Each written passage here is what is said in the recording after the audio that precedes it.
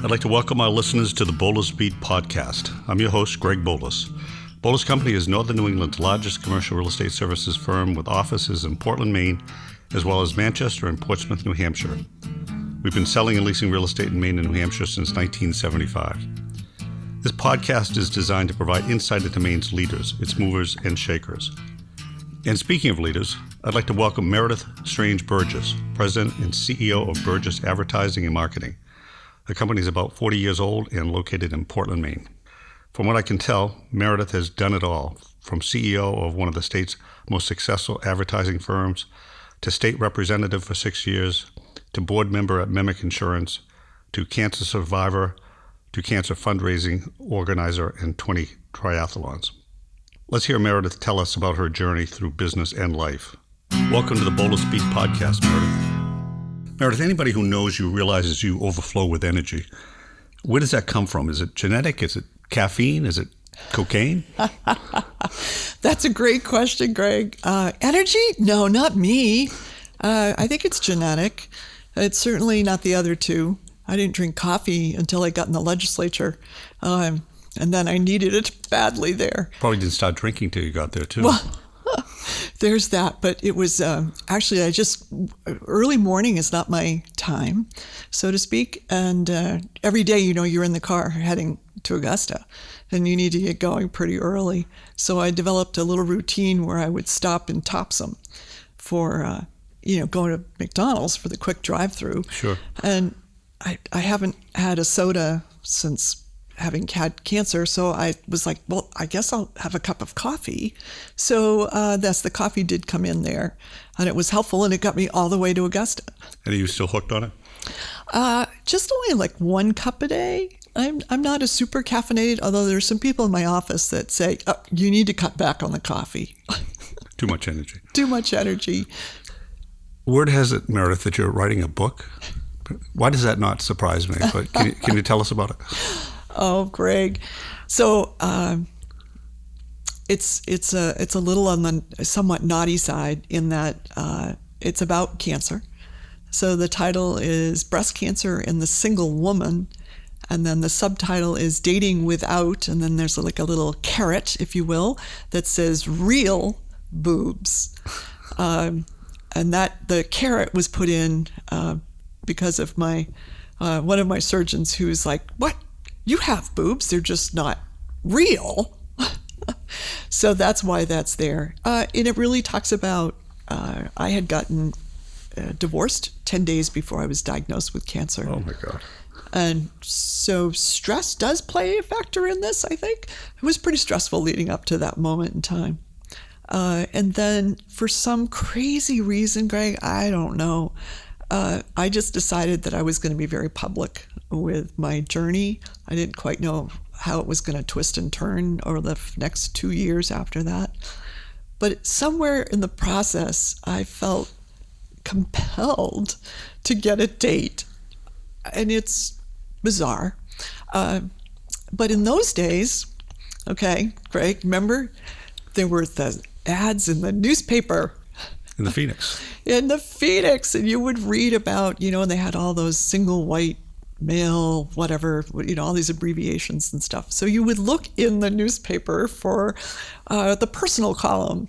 And I would find the ones, and it would say, single male. Sometimes they would have their, 40s or whatever they might be, loves to ski or something that would do that. So I actually contacted a few people, and this part hasn't really changed to today, but you say, let's meet in a public place.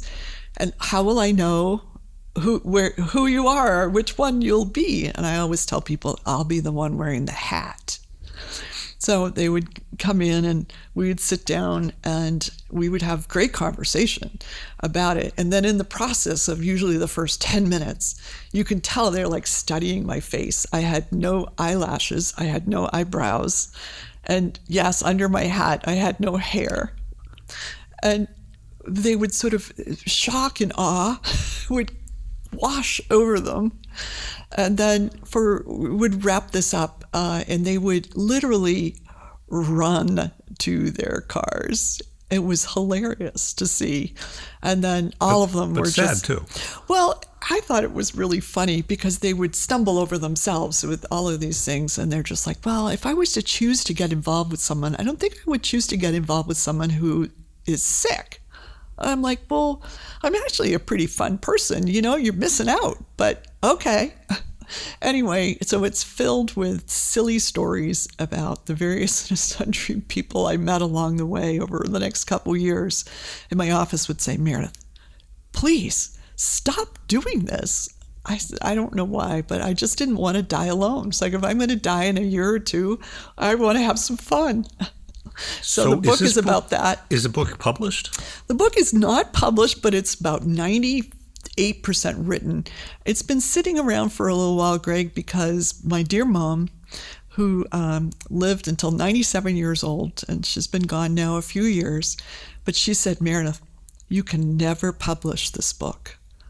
And I said, why? She goes, it says boobs in the title. And if you publish this book, you will never be governor. Interesting. So it has been sitting around, and it's a piece of one of those things that just needs to get done. So we're working on it. Stay tuned. I guess it'll be 2025 by the time I get it out. So you think it will come out this coming year? That's that. Yes, by gosh, I'm making myself make these promises because I need to do it. I think you should. It's pretty funny, I'm told. You were one of the founders of the annual Maine Tri for a Cure triathlon, which is held every July. What's the history of how that started, and when was it formed? I assume your own history with cancer had much to do with your motivation to get that off the ground? It sure did. And let me just say that there's a whole team, as they say, it takes a village. And there's a whole team of incredibly talented women that are led by Julie Marchese. So Julie and I have been dear friends for a long time. And really through her mom's cancer, we sort of really got a little closer through that process. And then we're very focused on giving birth to sort of the new generation of the Maine Cancer Foundation. Then we were always looking for fundraisers and different things to do. And we kept hearing about an all-women's triathlon that used to occur every year in Massachusetts. And it was done in those days by Danskin. And it's now totally evolved into something completely different. But everybody kept raving about it. Now, Julie is a much more athletic and in-shape person than I am. So this was the year I turned 50. And she's like, let's go do a triathlon. And I'm like, you have to be kidding me. She says, oh, no, you can do this. We're going to get a trainer. And we did for maybe, I don't know, the 8 or 9 weeks leading up to this triathlon in Massachusetts. It was in Webster, Massachusetts. And we went down and did it. It was the first time she's ever done a triathlon as well. And now she's done many, many, many. But we did them. We sort of learned how it's done. Saw these about 25 or 3,000 women surrounded by, 10, 20,000 supporters going through what's known as a sprint triathlon. So it's sort of the shortest version, if you can. And it was a really inspiring day, and crossing the finish line has this like a sense of accomplishment. And there was a lot of women power to that. And we were both pretty blown away by the whole process. Then I went back the next year, and then the third year, Julie came back with me. At that time, we had pretty much figured out that we could steal this whole concept. And one of the key roles, in addition to sort of running the whole thing, was Julie sort of said, I can do that. I have the time and I love this. And so I'm going to go get certified to be a race director. And in the process of doing this event for a couple years, they had a woman who happened to be an incredible triathlete in her day, but her role was to start everybody at the water, coach everybody, talk along the way, and then she finished last. And then so that on purpose, because women are so self-depreciating. I can't tell you, this is the 17th year of the triathlon that we completed this past July. And I've obviously told many, many women to, hey, come on out and do the triathlon. And they're like, oh, no, I can't do that. I'm like, sure you can. If I can do it, anybody can do this. You don't have to do this to be, in the record books. It just counts if you get up, get off the couch, get out there, do it, and you complete it. We will give you almost the whole time that you need. And so people always would say, oh, I can't. I'd be last. And I'm like, actually, you won't be last. And they're like, no, Meredith, you don't understand. I'd be last. I'm like, no, you don't understand. I'll be last. It's my job, and I do it well. So every year, you're the last person across the finish line. I am. I carry kind of the course time, if you will, which averages about 4 hours to 4 hours and a half. So you see, I go slow, but I can look good during the course. Do you, in order to participate, do you have to have had cancer? No, it is open, but you do have to be a woman. I know. So you see, we're in trouble, right? But it's about the power of women and women supporting women. And yes, breast cancer happens mostly to women, but there's a ton of men right here in Maine that have had breast cancer as well. And I try to get them to come volunteer and help support the process, but we haven't quite opened it up to them yet. Have you ever had an instance where a man wanted to run, but you had to say no? I am not involved to that extent to know, but we haven't had anybody yet that I'm aware of. But obviously, in this day and age, I'm sure that's coming. But it's about women supporting women. And women communicate differently than men. We are, again, this whole self-depreciation thing. But I always tell women who are nervous about it or just they're intrigued by the camaraderie, because the team and support piece is really huge. I mean, it's really huge. And people hear about that, but they're like, oh my gosh, but I'd have to swim, bike, and run. And I say, not necessarily. You can find 2 other friends, so you can do it as a team. You can do it as 3 of you, so you just have to pick who's doing what. Or you could have 2 people with one person doing 2 events and the other person. So there's 100 ways to do this. But then you come in and you just experience this amazing process. And I always say, if you're not ready yet, come volunteer, which, by the way, we need over 500 volunteers every year to make this whole event happen. It takes a ton of people to make it happen. And we run it well, and it's run safe. And people really come on the other side. And if they volunteer and they see these women of all different ages, shapes, sizes, different health conditions, different everything, you go, maybe I will try it. And then we hope they get going, get motivated in the spring. I always say it's something on your calendar to get you going in the spring. Go out for a walk, dust off your bike. Yeah. It's not really about winning the race, though, right? Oh, no. It's much Now, there's more people than who that. do win, and I'm grateful that they like to come and do that, but it's really about just getting out and doing your best. And raising money. And as I understand it, yes. This is the largest single-day fundraiser in the state of Maine. Yes, it is. And how much did you raise this past July? We raised $2.18 million. We can round it to 2, too.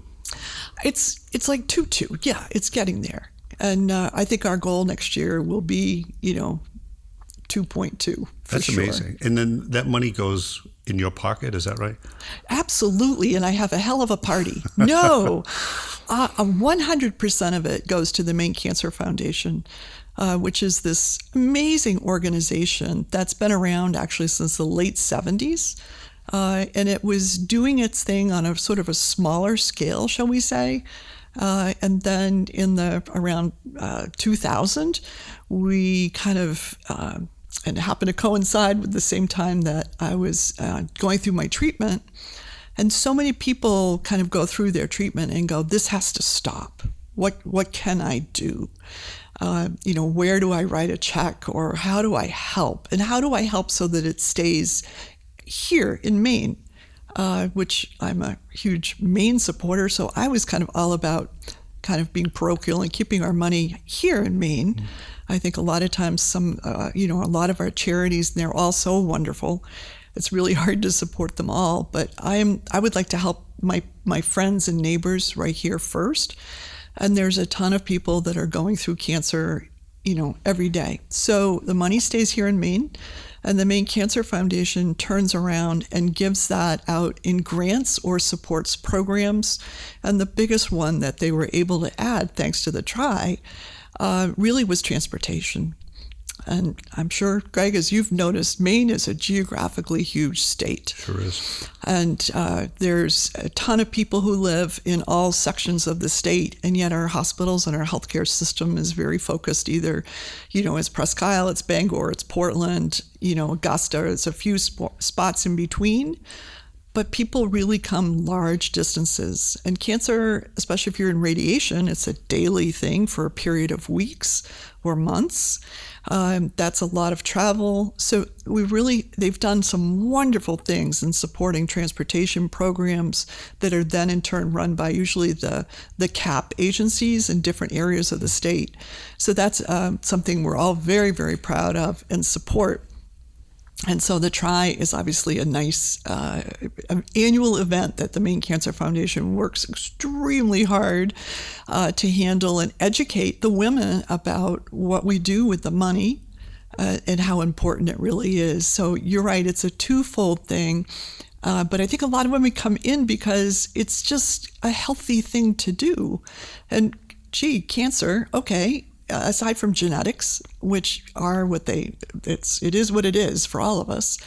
But then, we can try to make some healthy choices along the way. And exercise and just being out and taking care of yourself is really hard for women to do. We're all about sort of taking care of everybody else. And we, certainly in those child rearing years, you're last. You are just last. And it's really cool to see the younger women joining us and getting out there, and then their kids and their husbands and their families are out cheering them on. It's a really good message for their kids. Meredith, your advertising company is called Burgess Advertising and Marketing. You started that 37 years ago and are now located in Portland on Commercial Street. How has advertising changed over the years? What was it like when you first started versus what it is like now? Oh, there's a conversation we could have for a couple weeks.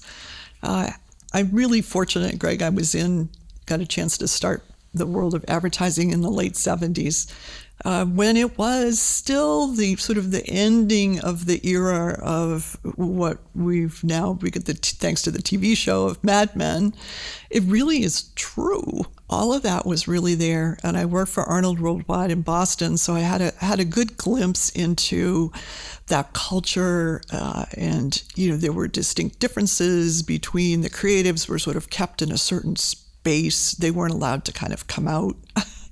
And conversely, I was on the account services side of the house, and we were not allowed in the creative department because it's how they crafted and how they came up with the winning campaigns are sort of a secret sauce.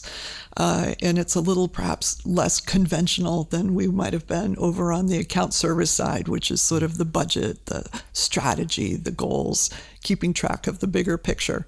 I think they had a lot of fun in the creative department in those days. And for that matter, there really were the 2-3 martini lunches still going.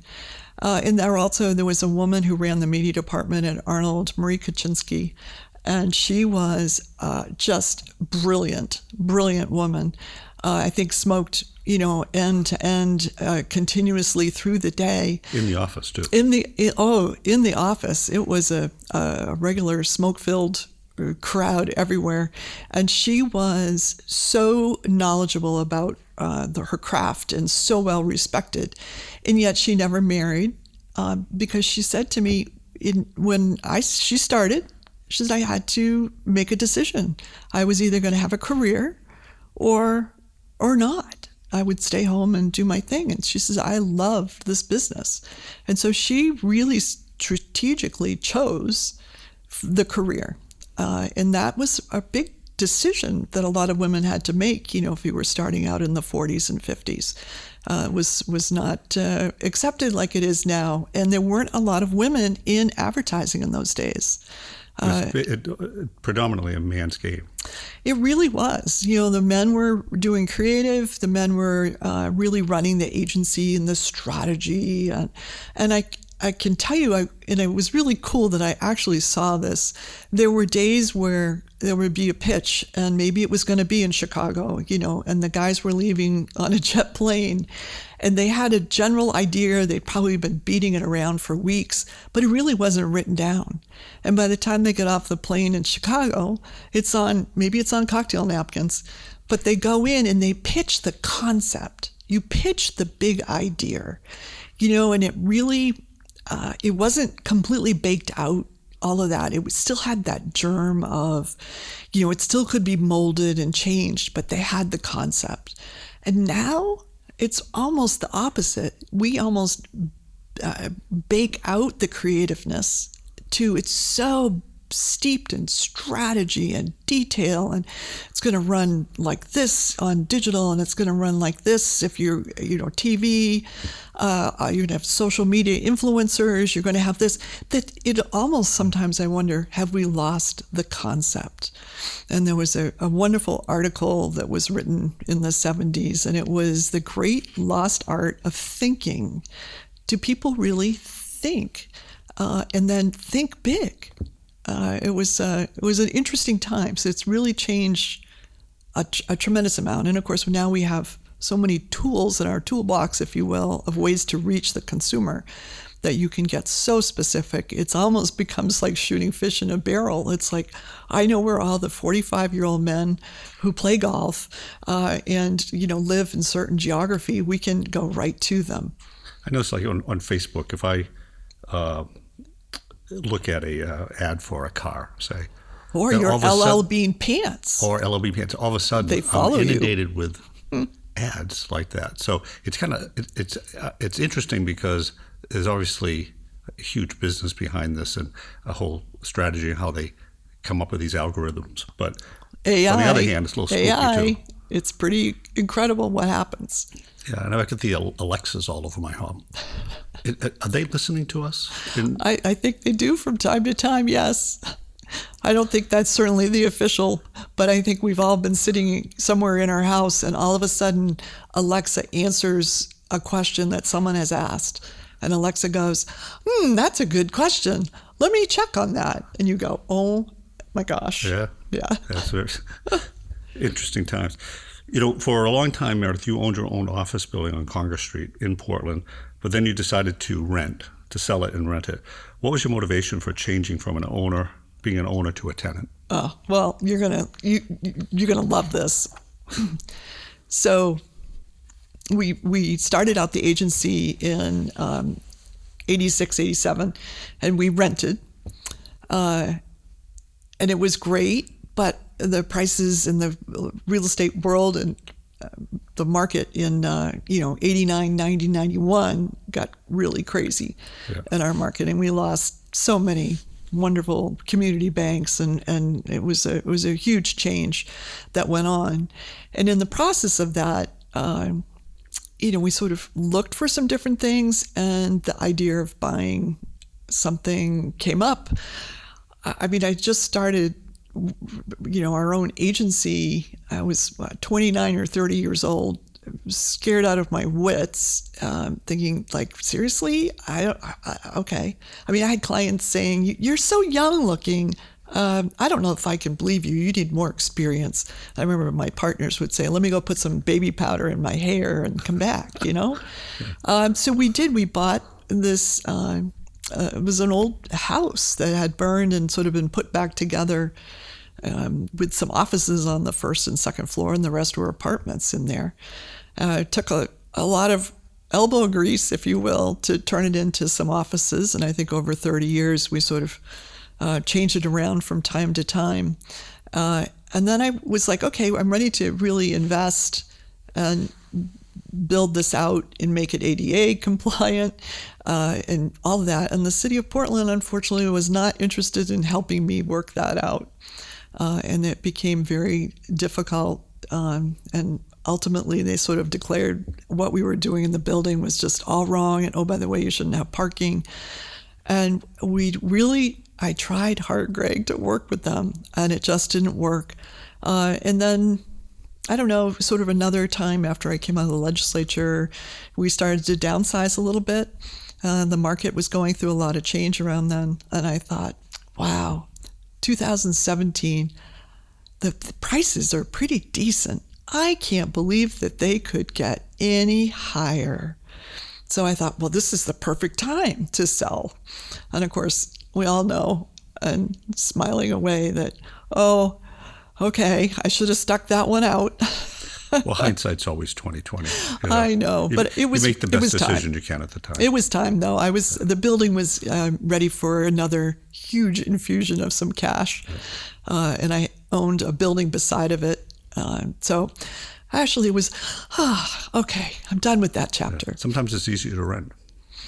And we were all on one floor in our new rent space. I had been on 3 floors running up and down stairs for 30 years. I was like, one floor has its advantages. Sure does. Meredith, when I was preparing for this podcast, I was impressed by how many profit and nonprofit boards and organizations you've been involved with. Literally too many to mention. Here's a sampling.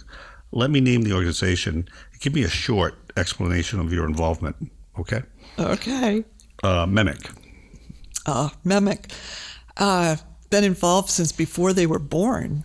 Actually, when they were created in 1992, legislatively as a result of the Blue Ribbon Commission the previous year under Governor McKernan, when workers' comp completely fell through the cracks and didn't exist, and we needed to put something together, help them work on their culture, their position.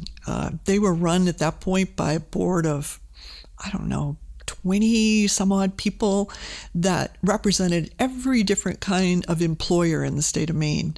Literally loggers next to manufacturing. It was really diverse and brilliant. It was just brilliant the way they brought that together. So you were there at its birth, and then you came back and you're on the board now with me. Yes.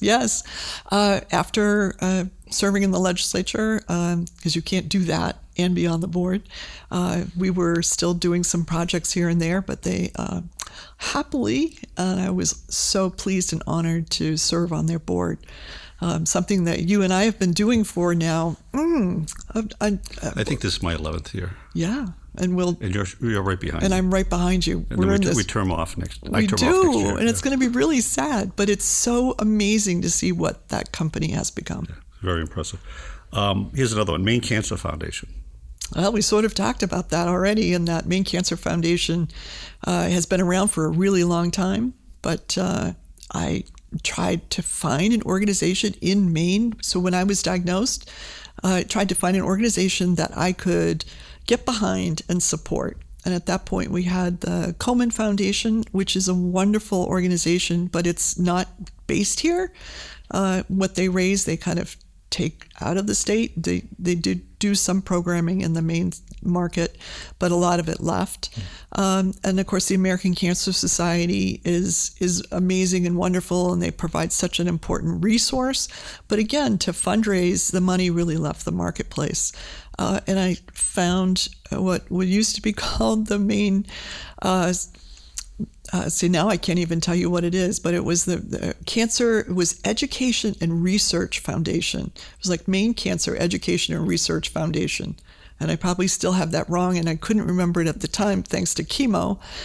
So it was like McCruff. McCruff is the crime dog, coming out for the marketing. So I loved their position, their principles.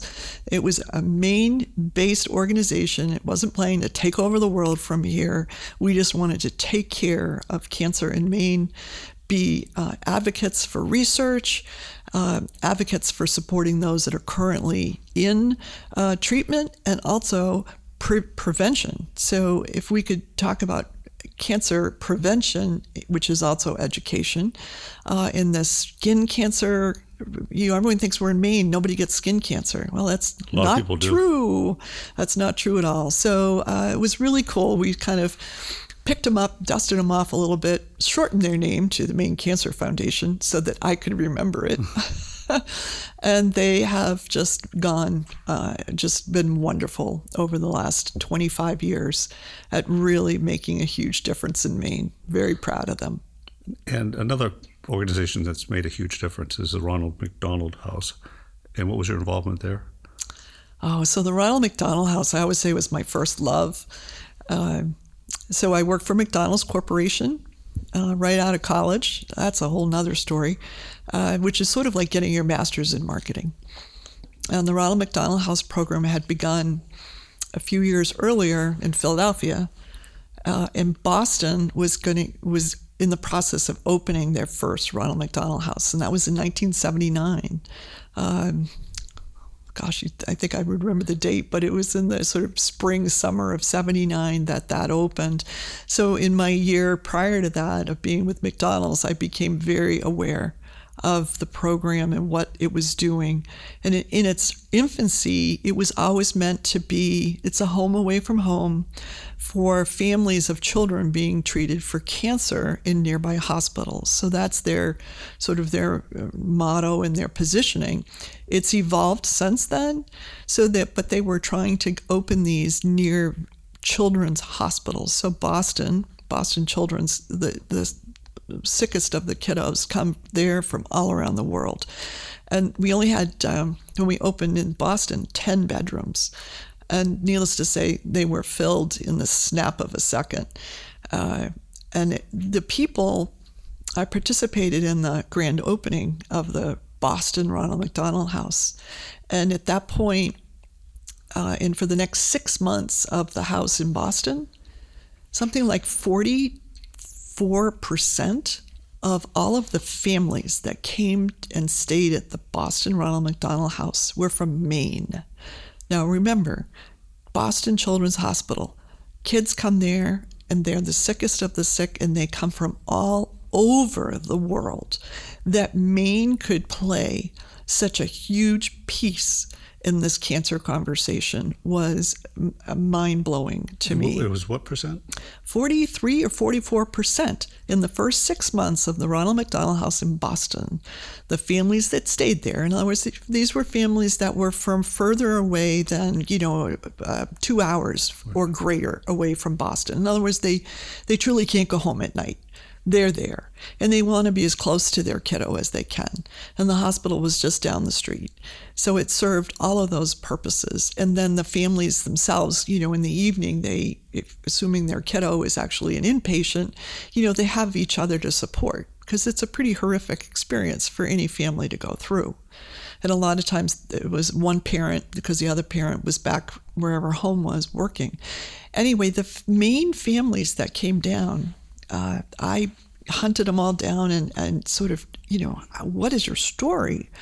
And we had a particular family that was from Augusta. It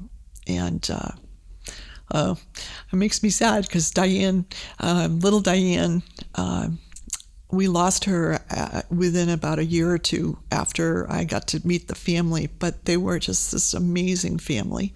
But they were... let's see. So we opened. I came back to Maine, and I worked for McDonald's Corporation, there were 47 McDonald's in Maine in those days. But a Ronald McDonald House I always thought of it as being around a really large hospital, because it really needs families and it needs community support to make it work. It's not just McDonald's Corporation writing a large check and running this institution. That's not at all what it is. It's a very grassroots thing. And we were doing a promotion, and I had proposed to the Maine operators and corporation at the time that we would do a fundraiser, and the money we would raise would go to the Boston Ronald McDonald House. And people were really shocked that I would propose such a thing. After all, Boston's a long ways away, and who really cares what goes on in Boston? And I said, well, let me tell you my story. And they were just shocked that was the case. And we learned a lot. And I involved one of the families. This was in 1980. This family, the Belanger family in Augusta. And Diane, she came and we did this whole fundraiser for April 27th of 1980. And we were raising 25 cents from every Big Mac sold. And do you know, in the state of Maine, and we had stores all over the county and down east and everywhere. It was pretty amazing. You know the store in Maine that raised the most money to go to Boston? Madawaska. Really? Madawaska blew everybody off the map. You know why? Come to find out, a lot of those families that were going to Boston were from the county. They're from the Belangers were in Augusta. We had 2 or 3 in the county because they really didn't have. They had Bangor had a program that was just beginning, but if you had a child in Maine with cancer, and we in the 60s and 70s, there was a tremendous amount of pediatric cancer going on. So Bangor, after we did this promotion, came forward and said, we want one of those things. We want a Ronald McDonald House.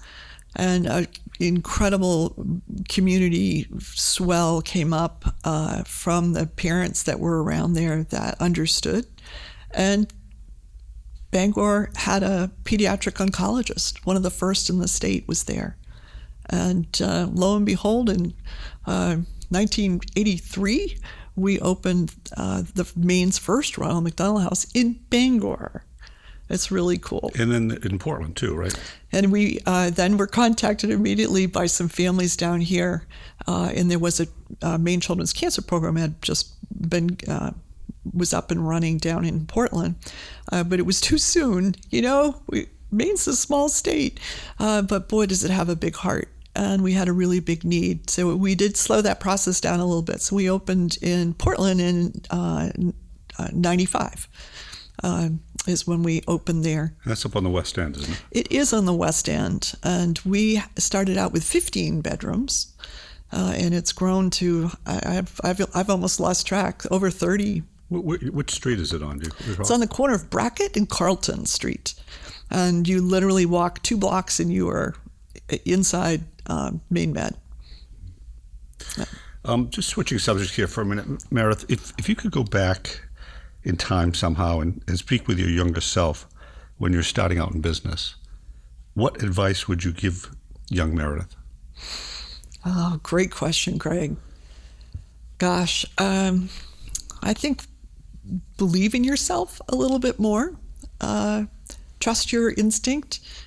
I think I had a combination of, I think, being a female, although I had tons and tons of support growing up. With my mom worked, my dad was a dentist. I grew up in Camden, and I was brought up to believe that you can do anything that you decide you want to do. So that was behind me all the way, and that's huge. That's huge. But I think I had a pretty good instinct for some things, and when the time was right for certain messages and communications, that worked. I wish I'd taken maybe finance in college. Could probably have taken a little, some more business courses. Where'd you go to school? I went to Orono, University of Maine, and I started out in pre-med, and I didn't do really great with organic. My heart was in it, but unfortunately, I was probably distracted by 14 other extracurricular activities. But then I moved sort of down the campus. I thought, well, I'll be a vet. And I was reminded that I'm kind of allergic to a few animals. That's not going to work. That could be a problem. Then I ended up more in environmental science and the horticulture world. But I fell madly in love with glaciers somewhere along there and the geology side. So my actual degree after 4 years, I didn't qualify for anything. So we actually created a degree. I worked with my dean, and I'm like, look, this has got to add up to something. And he's like, I don't know, but you've got this science stuff, and you have politics in here, you've got some communications things, and then you have all of this environmental and soil science and geology. So we created a degree, and it's called Natural Resource Management. That's still a offering, and it's still a degree. You were the first.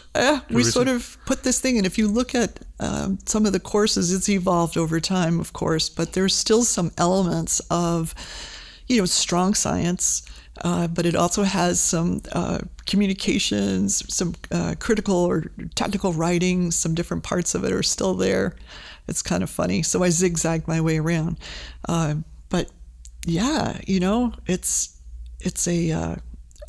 just teaches you, well, actually, so my degree, I was going to get my master's in glaciology. And my senior year, Harold Bournes was the chairman of the Quaternary Institute at Orono. And do you know that right now, if you want to study anything about Antarctica, the greatest collection of ice cores exists right today at the University of Maine in Orono, and the deep freezers up there. I never knew that. Yeah, and it's amazing what those cores can tell you. And so I was going to go with them to Antarctica, and they had to inform me that I couldn't go. Well, why not? Because I was a girl. And the scientific base station was kind of a guy thing. And they only had one bathroom. You remember those days, Greg, when women were not allowed to do a lot of things? But anyway, and then I said, okay, I'm done. I'm going to graduate. Ended up in Boston. There's no soil in Boston that wasn't covered with some impervious surface. And my new husband at the time said, you better get off your butt and get a job. I'm like, but what can I do? There's nothing here. I'm not an engineer. He says, you go over there to McDonald's and get a job. Anybody can do that.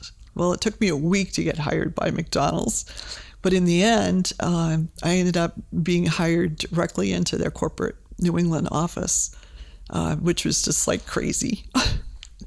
And that's what I did for my extracurricular activities at Orono. I only did PR, communications, all of that. Nobody ever said, do you know that there's actually a degree called marketing and communications?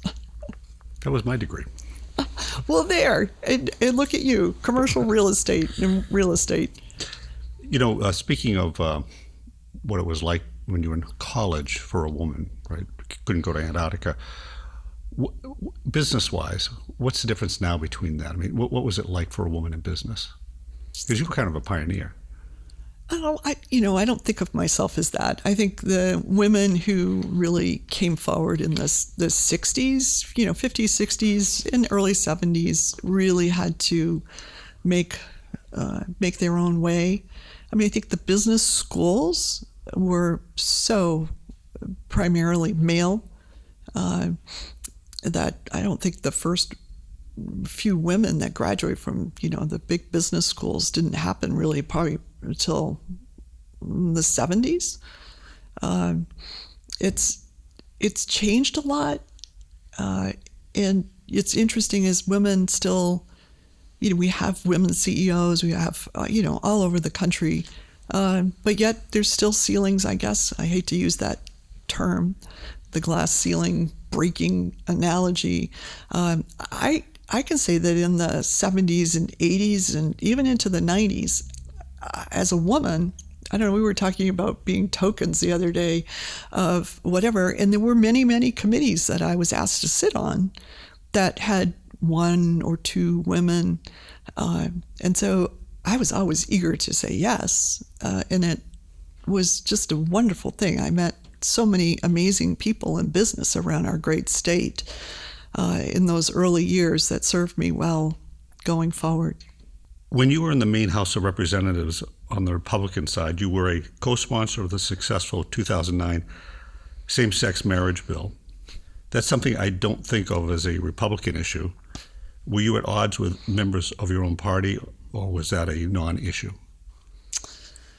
Wow, those were amazing times. And I'm very, very proud of that. History was happily on my side on that one. So my district, Greg, that I represented was Cumberland, a little bit of North Yarmouth, and I also had the islands of Chebeague and Long. It was just the most amazing district. But politically, it's a really diverse district, as is much of the coast of Maine.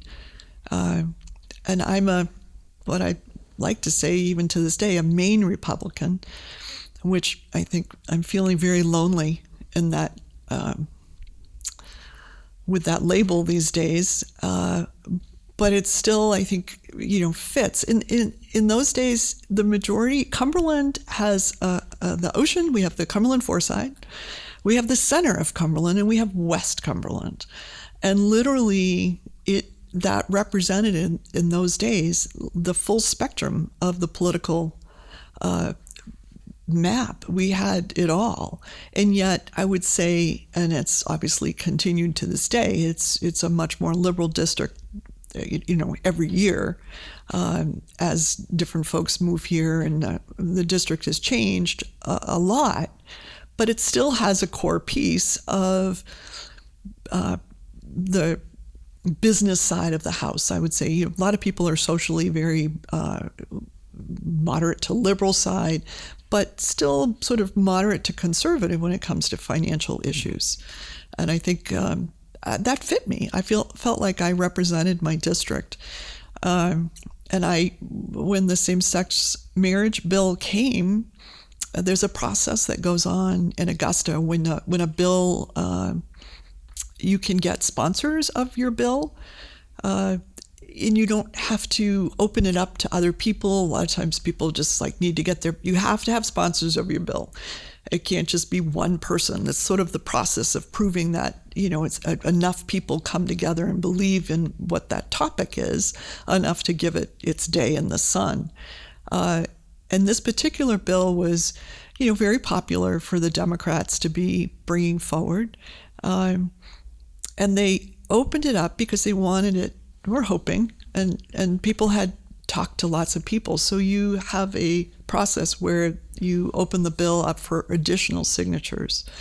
And I looked at the bill sitting on the table in an office for a day or two. And I was like, I'm gonna sign this bill. And I was worked over, shall we say, with folks from the Republican Party about what that would mean and and what this, does to your future career in political world and all. And I was just like, this is what I'm going to do. But I just couldn't, just was waiting for that divine intervention to give me the courage to walk in the daylight and sign that bill. And one night I was driving home and I got a phone call. I just walked into the house, probably it was like 8:30 at night. I walked in the house and it was my next door neighbor calling, and she was an older lady. And I wouldn't normally take a phone call. I was exhausted. And I was just worried about her in her home.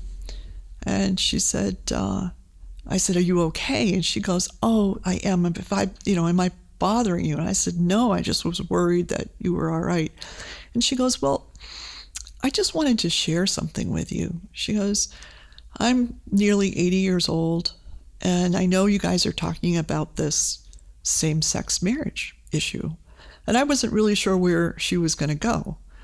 And she said, "The one thing I've learned in life is that being loved is the most amazing thing." And she said, "I can't imagine how anybody could keep that apart." And it still affects me today. And she was so eloquent and so simple, so simple. And I said, "Oh my gosh, I can't believe you called right now." And I said, I'm going to go sign the bill. And the next morning I marched up to Augusta, and in front of everybody there, I signed the bill. And that was the right thing to do then. Was it backlash? Oh, yeah, I did. I had backlash right in my own town. It was really pretty funny. I had this one guy who was like, "I'm never speaking to you again." And I was just like, why? It's a big issue, but seriously, if I ever see you, I will cross the street to get away from you. And I just was just like, oh my God, this is crazy. But, and the twist of that story is about 2 months later, he had to call me because was involved in an issue and I needed to help him. And Did you remind him? He brought it up. He brought it up and I just said, I represent my constituents and you're my constituent. And you always were and you always will be. And that's that. But yeah, it was a pretty wild and crazy time. And I also I actually had the incredible honor of being on a late night when Governor Baldacci signed that bill into law. I was out in the rotunda when that all happened with some pretty amazing people. I got to see a couple engagements that moment. It was a pretty amazing experience. So that polarization that you saw there seemed kind of mellow compared to today's politics. What do you think the main cause of polarization is today, both nationally and in the state? Greg, if you and I had the answer to that, then we would need to drop it from the airplanes and try to change the world here. As people become, I think, more polarized, whether it be right or left, and there's bad behavior on both sides of the aisle, it becomes a chasm. The middle becomes a chasm.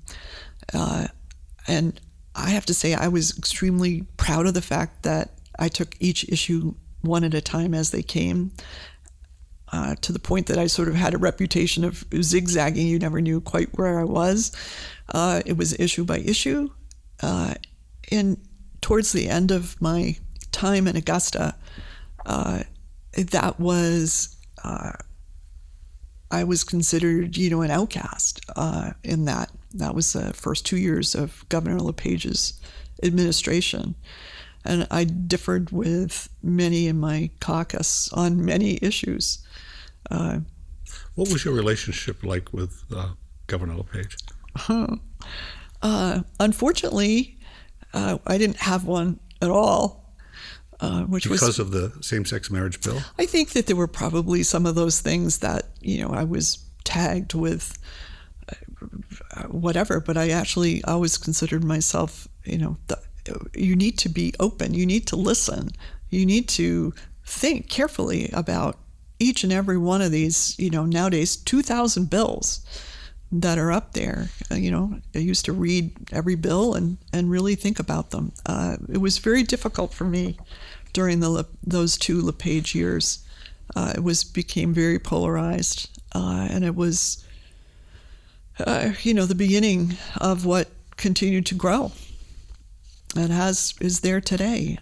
Some sessions I see the legislature working together more, and it goes really by leadership, determines how that works. So in Maine, people still do talk to each other, which is a wonderful thing. Not so much in Washington, but Maine is small enough that pretty much people know their representatives and senators. And we also are incredibly fortunate in this state because many people know their congressmen and their senators. And that's unheard of. I mean, as you travel around and talk to people, you can say, well, and our 2 senators and our 2 congressional representatives, you know them. We can call them. You can email them now. You have that relationship. Get a response. Yeah, well, It'd be from staff, but you get a response. Well, you'd get a response. That's right, and that's pretty amazing. But that's the beauty, I think, of our state, and we're also politically every bill. I always tell people in Maine, you can laugh about all the different numbers of bills we have in Augusta. Is it too many? And are some of them, necessary or not necessary? Well, there's only 187 people who can put in a piece of legislation.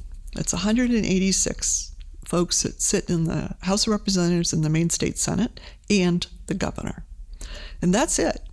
And those people can put in bills that either they're representing their constituents or whatever.